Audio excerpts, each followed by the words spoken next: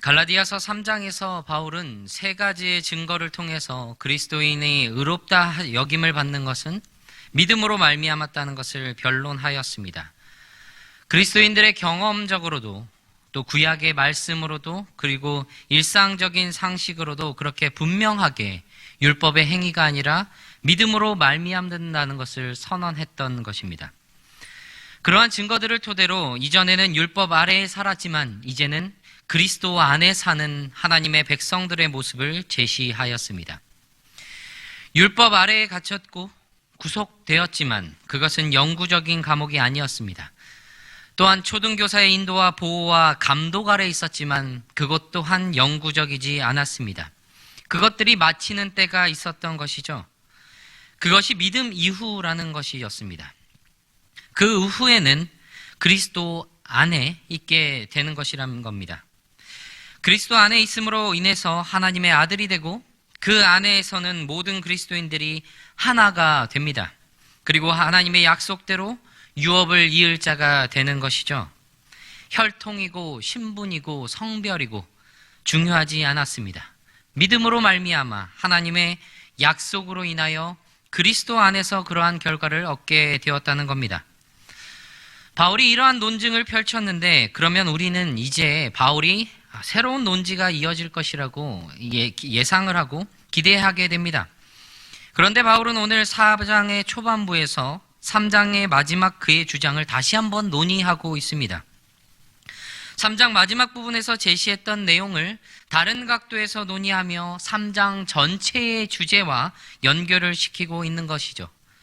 그것을 통해서 3장부터 이어진 이 바울의 논지를 그 핵심으로 결론을 맺고 있습니다. 바울은 자신이 말하고 있는 이 내용에 앞서서 언급한 것과 밀접하게 연결이 된다는 것을 암시하며 시작을 합니다. 내가 또 말하노니, 앞선 내용에서 언급했던 율법 아래의 신분과 그리스도 예수 안에서의 이 신분에 대해서 다시 한번 언급을 하기 위해서 도입을 하고 있는 것이죠. 바울은 법적인 예시를 통해서 그러한 신분의 변화를 실질적으로 보여주고 있습니다. 1절과 2절에서 그런 예시를 마치 그림처럼, 비유처럼 그렇게 보여주고 있습니다. 1절, 2절의 내용을 보면 지난 3장에 언급한 것을 확장해서 보여주는 것과 같습니다. 그 내용을 이야기하면 이래요. 유업을 이을 자가 있습니다. 아들이겠죠? 아마도 귀족 가정에 자라는 아들을 표현하고 있습니다. 부유하고 신분이 높은 이 가정의 소년에 대한 것이죠. 이 소년은 모든 것의 주인입니다. 꼬마 주인이라고 할 수 있을 것 같아요. 왜냐하면 언젠가 그 모든 재산이 그의 것이 될 것이기 때문입니다. 실제로 그는 그런 약속을 이미 받은 것이죠. 그렇다면 생각해 볼 때 그 재산들은 결국 그 꼬마 주인, 그 소년의 것이나 마찬가지라는 것입니다. 그런데 그게 아니라는 거예요. 그는 아직 어리다는 겁니다. 1절에서 어렸을 동안에는 이라고 말하고 있는데 이게 헬라어 원형으로는 네피오스라는 단어입니다. 이 단어가 어떤 의미냐면 어린아이, 젖먹이라는 뜻이에요. 그러니까 아직 이 어린아이, 미성년자를 의미하고 있는 겁니다. 미성년일 때는 종과 다름없다라고 말하고 있는 것입니다. 어떻게 종과 다름없는 것일까라고 말할 수 있는 것일까? 결국 그의 집안 사람들이 아는 것과 같이 그 소년 스스로가 언젠가는 그 모든 것의 주인이 된다는 사실을 자기 스스로 인식하게 된다면 실제로 절대로 종과 같을 수 없게 될 텐데 말입니다.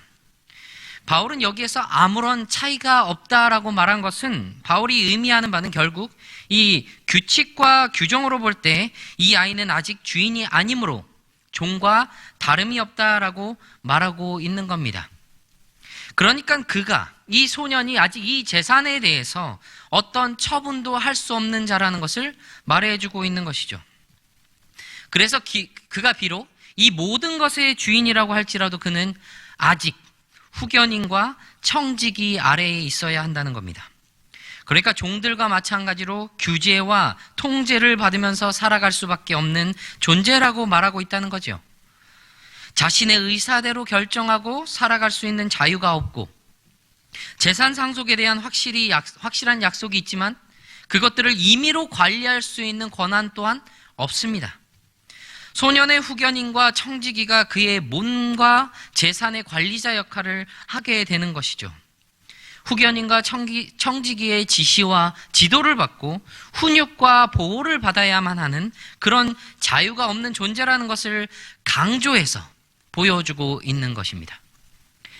그러니까 실제로는 종과 다름이 없다라고 말을 할 수가 있는 것이죠. 그러면 그가 언제까지 그 속박에 있어야 하느냐? 2절에서 그 시기를 그 아버지가 정한 때까지라고 말하고 있습니다. 그 시기가 오면 이 소년, 이 꼬마 주인은 더 이상 소년이고 꼬마가 아니라 진짜 주인이 될 수 있게 된다는 겁니다. 더 이상 다른 사람들의 통제 아래 있는 것이 아니라 자신이 그 모든 것을 통제하고 처리할 권한을 갖게 된다는 것이죠. 그런데 그 아버지가 정한 때라고 말하는 것이 의문을 갖게 합니다. 왜냐하면 로마법에서는 14세가 될 때까지는 상속자, 즉 이 꼬마 주인은 후견인의 밑에 있다가 그리고 25세가 될 때까지 청지기 아래에 있어야 한다고 정해져 있습니다. 그러니까 소년이 미성년의 시기를 지나서 성년이 되어 상속을 받는 것은 14세와 25세라는 정해진 시간에 따라서 이 후견인과 청지기의 임무가 끝이 나며 그는 더 이상 구속받는 것이 아니라 자유하게 되었을 때가 된다는 것이죠. 그런데 여기에 다른 지역의 법들이 또 있습니다. 그 법들에서는 상속의 시기가 자녀의 후견인들과 이 청지기 모두를 임명하는 아버지에게 달려있다고 말하고 있는 겁니다. 그렇다고 볼 때 이 아들의 정해진 때는, 그 아들의 정한 때는 아버지의 행동의 결과에 달려있다는 것입니다. 아들의 나이와 후견인과 이 청지기의 의사와 상관이 없이 아버지의 의지와 결정에 달려있다는 것을 말하고 있는 것이죠. 이 비유와 이 그림으로 볼 때 바울은 또한 우리의 상황으로 연결하고 있습니다. 이와 같이 우리도 어렸을 때라고 말하고 있습니다. 저 꼬마 주인, 저 어린 소년과 같이 우리도 어렸을 때가 있었다. 속박이 되어 있었고 자유를 갖지 못한 때가 있었다. 그렇게 말하고 있는 겁니다. 여기에서 바울이 말하는 우리는 유대인들만을 말하는 것이 아닙니다. 또한 이방인들만을 말하는 것도 아니죠. 모든 그리스도인들을 통틀어서 말하고 있는 겁니다. 모든 이들이 미성년의 어린 소년과도 같았던 때가 있었음을, 그렇게 속박이 되어 있었던 때가 있었음을 말하고 있는 것이죠. 그 속박이 무엇이었느냐 하면 이 세상의 초등학문 아래에 있어서 종노릇하였다라는 것입니다. 이미 우리는 3장 24절에서 우리 초등교사라고 번역이 된 파이다고고스라는 단어에 대해서 나눴던 적이 있습니다. 이 가정교사, 개인교사, 선생인, 이 초등교사라고 불리는 이들은 일반적으로 교육이나 교훈적인 역할보다는 보호와 훈육의 역할을 감당했었던 사람들이죠. 소년들이 성년이 될 때까지 그들의 생활과 품행을 지도하면서 이 소년들의 행동을 철저하게 통제하였고 그들의 자유를 제한했던 사람들이라고 했습니다. 오늘 3절에서 이 세상의 초등학문 아래에 있다고 말하고 있습니다. 이 초등학문은 헬라어로 스토이케이아라는 단어입니다. 이것의 기본적인 의미는 고유한 구성 요소들 또는 열을 지은 구성원들이라는 의미입니다. 이 단어가 열, 줄, 횡열, 횡대를 의미하는 스토이코스라는 단어에서 파생됐을 것이라고 여겨지는데 이 단어는 군대의 용어입니다. 그런데 이것이 다른 영역에 사용될 때 상당히 다양한 의미를 취한다고 하죠. 공기나 불, 물, 흙과 같은 이 기초 요소들 혹은 하늘의 천체들이나 1차적인 근본 원리나 또는 종교적 가르침의 기본 요소들을 말한다고 하고 있습니다. 기본 요소들, 기본 원리들을 말하고 있다는 것이죠. 이 여러 가지 중에 이것을 그러면 세상의 기본 원리라고 해석해 본다면 유대인들의 경험에 의해서 볼 때 이것은 정제적이고 감독의 기능을 지닌 모세법입니다. 율법이죠. 그러니까 이 세상 초등학문 아래에 있다는 것은 율법 아래에 있었다는 말로 해석할 수 있다는 겁니다. 그리스도 밖에 있는 이방인들이 범법하게 만들고 죽음에 이르는 결과를 가져오는 그 율법과 연결을 시키고 있는 것입니다. 그 율법 아래에 있는 것을 그 아래에서 종 노릇하고 있었다라고 말하고 있는데, 이 종이 되었다고 말하는 것은 스스로 의지로 종이 되었다라는 것을 말하는 것이 아닙니다. 자신의 의지와 상관없이 종의 신분으로 살 수밖에 없는 그런 상황을 말하고 있는 것이죠. 아무리 스스로 자유자로 살고 싶어도 그렇게 살 수 없는 그런 상황을 말하고 있는 겁니다. 그게 우리였다는 거예요. 참으로 우리는 어렸었고, 그리고 이 세상의 초등 학문의 그 아래에 속박이 되어 있었습니다. 자유하고 싶지만, 너무나도 자유롭고 싶지만 자유할 수 없는 그런 속박에서 우리는 종 노릇하고 있었다는 것이죠. 그러면 그것은 또 언제까지냐? 4절에서 말합니다. 때가 참해. 바울은 어린 소년이 후견인과 청지기 아래에서 속박을 받고 자유가 제한된 모습으로 살 수밖에 없었음을 이야기를 했죠. 모든 것의 주인이지만 종과 다름없이 살 수밖에 없음을 이야기를 했습니다. 우리도 그와 같다고 했어요. 우리도 어렸을 때 이 세상의 초등학문 아래에서 종 노릇하고 있었다고 말하는 겁니다. 그러나 그 어린 소년이 아버지가 정한 때가 이르면 후견인과 청지기 아래에서 벗어나 진정한 주인의 모습이 나타나시니 우리도 그렇게 될 수 있는 때가 있다는 것이죠. 바울은 그것을 때가 참해라는 표현을 하고 있는 겁니다. 그렇다면 그 때는 언제이냐? 앞에서 바울이 그림으로 보여주었던 예시를 통해 보면 그 때는 아버지가 정한 때라는 겁니다. 어린 소년이 자신의 의지로 상속자가 될 수 없고 그 상속이 실질적으로 받는 것이 아니었던 것처럼 우리도 우리의 의지로 그 때를 만난 것이 아니다라고 말하고 있는 겁니다. 그러면 다시 그때가 언제이냐? 4절입니다. 때가 참해 하나님이 그 아들을 보내사 여자에게서 나게 하시고 율법 아래에 나게 하신 것은 하나님께서 그 아들을 보내신 때입니다. 하나님께서는 하나님의 아들을 세상에 보내셨습니다. 하나님의 영원하신 계획 속에서 그리스도를 보내심을 확정하셨다는 것을 보여주고 있는 것이죠. 그렇게 하나님의 계획 속에 때가 찼던 겁니다. 그러면 그 아들은 어떻게 오셨느냐? 본문에서 보면 여자에게서 나시고 율법 아래에서 나셨다고 말하고 있습니다. 여자에게서 나셨다고 하심은 인간의 몸을 입고 오신 것을 말하고 있는 것입니다.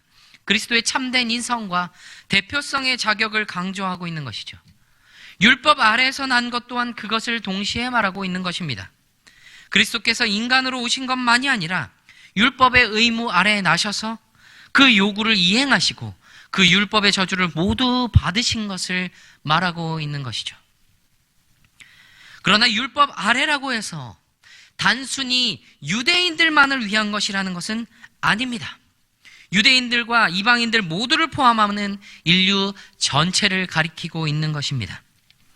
그리스도께서는 단순히 한 사람으로 오신 것이 아니라 율법의 요구를 담당하시고 그 율법을 완성시킬 그 사람으로 오신 것이기 때문입니다. 그러면 하나님께서는 그때에 그 아들을 세상에 왜 보내셨을까요? 왜 예수 그리스도는 여자에게서 나시고 율법 아래에서 나셔야만 했던 겁니까? 여기에 하나님의 목적이 담겨져 있는 겁니다. 하나님께서 그 종되었던 자들에게 자유하게 하시기 위해 하신 그 놀라운 일에 목적이 담겨 있는 것이죠. 5절입니다. 율법 아래에 있는 자들을 속량하시고 우리로 아들의 명분을 얻게 하려 하심이라.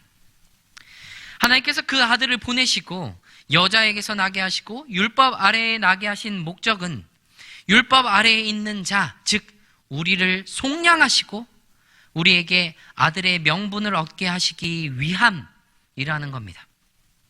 그렇다면 하나님의 목적은 두 가지입니다. 속량 그리고 입양입니다. 먼저 속량을 살펴보면 속량하다라고 이 번역된 단어가 엑사고라조라는 단어입니다. 이것은 구하다, 속량하다, 사다라는 의미를 가지고 있습니다.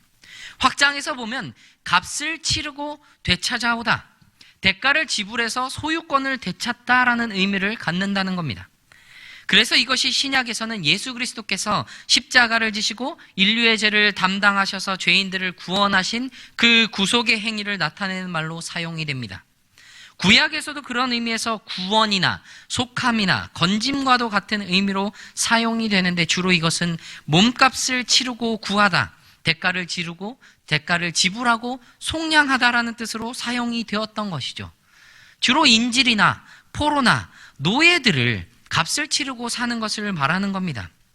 그래서 때로는 형제가 가난해서 판 땅을 가까운 친족이 사주거나 그것을 사서 찾아주거나 혹은 빚으로 인해서 그 형제를 노예된 형제를 값을 치르고 사는 것을 가리켰던 것이죠. 그러니까 속량이라는 것은 종, 노예, 포로와 연관된 용어라는 것입니다.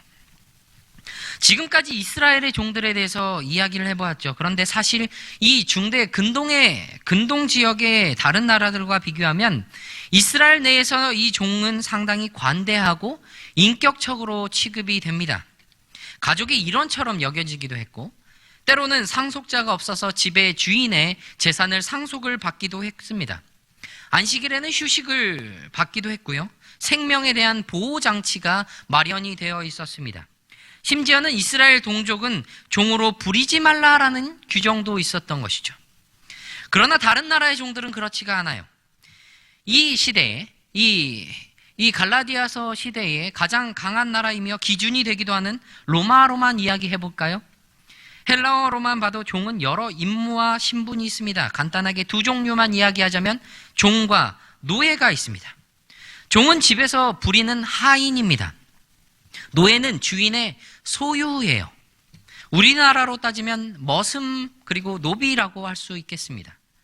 쉽게 말해서 머슴은 고용관계예요. 그에 반해서 노비는 종속관계죠. 그러니까 노예에는 자유가 없습니다. 자유를 속박당하고 주인의 재산처럼 소유처럼 물건처럼 그렇게 간주가 되는 것이죠. 그래서 때로는 매매의 대상이 되기도 합니다. 그러니까 노예는 주인의 소유물이다라는 것이죠. 생사도 주인에게 달렸어요. 생사여탈권이라고 하죠. 그런 노예를 값을 주고 사는 것을 속량이라고 하는 겁니다. 그에 맞는 대가를 치르고 데려오는 것이죠. 그런데 노예를 값을 주고 사와요? 그러면 그 노예는 무엇이 되겠습니까? 저 집 노예에서 이제 우리 집 노예가 되는 겁니다. 노예 중에 유명한 노예가 있습니다. 노예에서 총리가 된 사람 누구죠? 요셉입니다. 요셉을 통해 한번 생각을 해보겠습니다. 형들에 의해서 요셉이 팔렸어요. 미디안 상인들 이스마엘 사람들에게 팔려서 애굽으로 가게 되었습니다. 애굽에 내려갔더니 거기에서 바로의 친위 대장 보디발이 이 요셉을 샀습니다. 자, 요셉이 무엇이 되었습니까? 보디발 집의 노예가 되었습니다. 미디안 사람들에게 팔려서 노예였어요. 그 요셉을 보디발이 샀습니다. 그대로 노예가 되었어요. 그게 원리입니다. 이치예요. 예수님께서 우리를 속량하시기 위해서 율법 아래에 있는 우리를 속량하시기 위해서 율법 아래에서 나셨습니다. 하나님께서 그렇게 그 아들을 보내셨어요. 그리고 예수님께서는 십자가에 흘리신 그 핏값으로 우리를 사셨습니다. 그렇게 속량하셨어요. 율법 아래에서 종되었던 우리를 사셨던 겁니다. 그럼 우리는 무엇이 되는 게 맞는 겁니까? 종입니다. 노예예요. 하나님의 종, 그리스도의 노예가 되는 게 맞는 이치라는 겁니다. 그런데 하나님께서는 또 하나의 목적을 우리 위에 두십니다. 우리로 아들의 명분을 얻게 하려고 아들의 명분을 주신 겁니다. 우리를 아들로 삼으시기 위해서 자신의 아들을 보내신 거예요. 이게 하나님의 두 번째 목적이라는 겁니다. 입양. 아들의 신분과 아들의 지위를 주셨다는 것이죠. 바울은 이 3장에서 그리스도인들이 어떻게 아브라함의 자손이 되고 하나님의 아들이 되는지를 설명을 했습니다. 특히 3장 13절에서 그리스도께서 우리를 위하여 저주를 받으셔서 우리를 저주에서 속량하신 것을 선언한 바 있습니다. 믿음으로 아브라함의 자손된 신자들이 이 율법의 저주에서 구속되고 해방되었다는 것이죠. 그러니까 3장에서 바울이 논증하고 있던 율법에서의 구속과 하나님의 자녀됨이 지금 이 본문에서 요약이 되고 있는 것을 볼 수 있는 겁니다.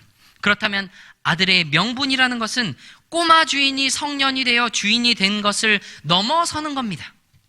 그 아들은 원래 아들이었던 아들이 자신이 가져야 할 자격을 때가 돼서 얻었던 것이지, 그러나 신자들의 자녀됨은 원래 자녀가 아닌 자들이, 원래 종이었던 사람들이, 원래 노예했던 사람들이 하나님에 의해 자녀로 받아들여졌다는 것을 말하는 법률적인 선언이며 영적인 선포가 되는 겁니다. 이 입양이라는 것은 로마 세계에 있어서는 합법적인 행위였습니다. 그리스에서도 그랬어요. 그리스에서는 3가지 정도의 유형이 있었습니다. 거기에는 반드시 들어가야 되는 필수 목적이 있었어요. 그것은 재산을 보존하기 위한 경우였던 것이죠. 생전에 입양하는 경우, 또는 유언으로 입양하는 경우, 혹은 법적 상속인을 지정하지 않고 죽은 경우에 친인척의 자손을 사후에 입양을 하기도 했습니다. 모두 무엇과 연관되어 있냐면 재산과 관련이 되어 있는 겁니다. 그러니까 그리스 세계에서는 사회적 지위가 누가 무슨 조건 아래에서 양육할 권리를 갖는지, 입양될 자격을 얻는지를 결정을 합니다. 사회적 권리에 따라 달라진다는 거예요. 로마에서도 그리스와 비슷한 3가지 유형의 입양이 있었습니다. 여기에는 자신의 사회적 신분이 변하지 않는 입양도 있었어요. 그리고 로마의 황제들도 종종 상속자들을 입양해야 했습니다. 상속자가 없는 황제도 있었고, 그들의 상속자들이 때로 적들의 공격 대상이 되기도 했던 겁니다. 때로는 너무 무능한 상속자여서 황제들은 유능한 상속자를 원했기 때문에 입양을 하기도 했던 것이죠. 그렇게 입양이 된다면 황제의 자리와 모든 것들이 상속이 되는 겁니다. 그러나 하나님의 양자가 되는 것은 그것과는 사뭇 다른 것입니다. 아니, 그 모든 것을 초월하는 것입니다. 세상의 재산과 관련된 것이 아니에요. 이 세상의 가치로 판단될 수 있는 것이 아닙니다. 그것을 초월한 것이죠. 아들의 명분이라고 번역된 이 단어, 휘오테시아라고 불리는 이 단어는 혈연으로 전혀 연결되지 않은 사람 사이의 부모와 자녀의 관계를 형성하는 겁니다. 그리고 또한 생물학적으로 관련이 전혀 없는 사람들로 가족 구성원을 만들게 하는 겁니다. 하나님과 예수 그리스도를 따르는 자들의 관계를 묘사하는데 이 단어를 사용하였어요. 그러니까 하나님께 입양된 그리스도인들은 모두 한 가족, 하나의 공동체를 이루게 된다는 겁니다. 3장에서 그리스도 안에서 누리게 되는 2번째 요소였죠. 그리스도 안에서 하나가 될 수 있게 된다는 겁니다. 그런데 여기에 3장에서 언급되지 않은 한 요소가 더해집니다. 6절에서 너희가 아들이므로 하나님이 그 아들의 영을 우리 마음 가운데 보내사 아빠 아버지라 부르게 하셨느니라. 우리를 속량하시고 아들로 삼으시기 위해서 그 아들을 보내신 하나님께서는 우리에게 그 아들의 영을 보내십니다. 그 아들의 영으로 인해서 우리는 하나님을 아빠 아버지라고 부르게 되었어요. 예수 그리스도께서 마가복음 14장 36절에서 하나님과의 그 깊고 친밀한 관계에서 간절하게 기도하실 때 그렇게 부르셨습니다. 아빠 아버지요. 그와 같이 우리도 하나님을 아버지라고 부를 수 있게 하셨던 겁니다. 로마서 8장 15절에서도 이렇게 말하죠. 너희는 다시 무서워하는 종의 영을 받지 아니하고 양자의 영을 받았으므로 우리가 아빠 아버지라고 부르짖느니라. 이 모든 것이 하나님께서 그 아들을 보내셨기에, 그리고 그래서 죄의 노래에서 살아갈 수밖에 없던, 이미 그곳에서 죄의 노래로 살아가던 우리를 그 아들의 대속으로 말미암아 속량하셨기에, 노예로 살아가라 해도 족한 줄로 알고 살아가야 마땅한 우리를 아들 삼으시고 아빠, 아버지라고 부르게 하셨기에 우리가 하나님과 친밀하고 깊은 관계로 나아갈 수 있게 되었던 겁니다. 우리가 양자된 것, 그리스에서 찾던 그 사회적 신분이나 로마 황제들이 찾던 그 유능함이 있어서가 아니에요. 아무것도 아니었습니다. 아니요. 차라리 아무것도 아닌 게 나을 뻔한 존재였습니다. 로마서 5장 6절에 우리가 아직 연약했을 때, 8절에 우리가 죄인 되었을 때, 10절에 곧 우리가 원수 되었을 때, 연약하여 경건하지 않았던 자였고 죄인이었고 심지어는 원수였습니다. 그리스도께서는 그러한 우리를 위하여 그 모든 저주를 감당하시고 죽으시고 하나님과 우리를 화목하게 하셨습니다. 그것을 통해서 하나님께서는 우리에 대한 자기의 사랑을 확증하셨어요. 우리가 무엇을 해서가 아닙니다. 우리는 저랬어요. 저기에서 어떻게 여기로 올 수 있는지 상상도 안 될 정도로 우리는 저런 존재들이었습니다. 우리가 할 수 있는 것 아무것도 없었습니다. 하나님의 행동으로, 하나님의 크신 역사로 말미암아 아들들이 되고 상속자가 되었습니다. 7절에서 말씀합니다. 그러므로 내가 이후로는 종이 아니요 아들이니 아들이면 하나님으로 말미암아 유업을 받을 자니라. 아들이 된 겁니다. 더 이상 종이 아니라는 것이죠. 우리의 행위였다면, 사람의 일이었다면 그것은 완전할 수 없었을 겁니다. 흔들렸을 거예요. 그러나 하나님으로 말미암아 되었기에 이것 흔들리지 않습니다. 노비와 머슴에 대해서 언급을 했는데 한때 노비와 관련된 인상 깊은 드라마 하나가 있었죠. 추노라는 드라마가 있었습니다. 뛰어난 무장이 노비가 됩니다. 양반이 그 노비를 쫓는 추노꾼이 되었어요. 노비가 양반가의 사람처럼 하고 다닙니다. 로마 시대에 입양이 나와 있는 유명한 영화가 있습니다. 배너. 유대의 귀족에서 노예가 되었다가 다시 로마 사령관의 양자가 됩니다. 사람들의 신분은 변할 수가 있어요. 양반에서 노예가 되기도, 노예에서 귀족이 되기도 합니다. 그러나 하나님께서 한번 정하신 신분은 바뀔 수 없습니다. 우리는 그래서 더 이상 종이 아닐 수 있는 겁니다. 그렇게 아들이 되어서 하나님을 부를 수 있는 거예요. 아빠, 아버지. 그게 은혜인 것이죠. 우리가 한 게 없는 겁니다. 하나님의 의사와 하나님의 결정으로 정하신 때였고, 하나님께서 그 아들을 보내서 우리를 속량하셨고, 그 율법 아래에서 우리를 건져서 아들 삼아 주신 겁니다. 우리가 죄인이고 원수일 때에 그렇게 하신 거예요. 나의 공로 하나도 없어요. 그렇게 자유함을 받았고 자유함을 받은 모든 신자들과 하나가 되게 하신 겁니다. 그 유업을 누릴 수 있게 된 것이죠. 입양이 되었죠. 양자가 되었습니다. 셰익스피어가 유명한 말을 하나 남겼어요. 왕관을 쓰려는 자, 그 무게를 견뎌라. 세상에서도 그렇게 말합니다. 우리가 세상보다 못해서는 안 되겠죠. 로마서 8장 17절에서 말하죠. 상속자니 우리가 그와 함께 영광을 받기 위하여 고난도 함께 받아야 할 것이니라. 아멘. 아들의 그 명분, 자녀의 자격에 합당한, 그 무게에 합당한 모습을 나타내므로 아빠, 아버지라고 부를 수 있게 하신 양자됨의 은혜를 누리시는 저와 모든 성도님들이 되시기를 바랍니다.